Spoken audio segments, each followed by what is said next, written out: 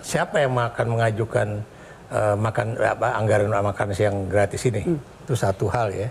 Sebab benar tadi Habib bilang bahwa nanti kan kalau udah dibahas di DPR itu bisa saja terjadi APBN perubahan. Cuma kalau yang biasanya ya siapapun yang akan menjadi presiden atau presiden terpilih itu memang tidak disebutkan secara spesifik bahwa ini anggaran ini buat program ini gitu kan. Enggak. Jadi semua presiden-presiden yang memang sudah habis masa jabatannya itu memang mempersiapkan anggaran untuk tahun depan. Sebab kalau itu terjadi kan dia bilang defisitnya kan antara 2,4 harus dijaga 2,4 sampai 2,8. Ya, itu satu. Kedua, kita tahu anggaran negara itu sisanya sekitar 5%. Kalau kita lihat dibagi-bagi per kementerian dan juga lembaga.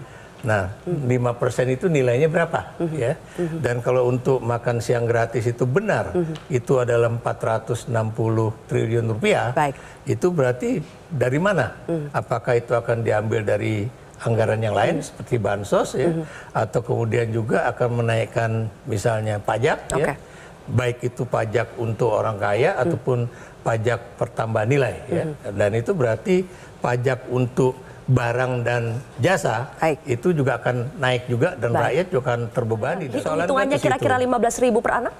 Itu yang jadi persoalan di situ. Makanya kemudian Menteri Keuangan kan mengatakan bahwa where the money from gitu. Sebab kalau itu terjadi kan dia bilang defisitnya kan antara 2,4 harus sampai 2,8. Dijaga 2,4 sampai 2,8. Ya, itu satu. Kedua, kita tahu anggaran negara itu sisanya sekitar 5%. Kalau kita lihat dibagi-bagi per kementerian dan juga lembaga. Nah, 5% itu nilainya berapa? Ya. Dan kalau untuk makan siang gratis itu benar, itu adalah 460 triliun rupiah. Baik. Itu berarti dari mana?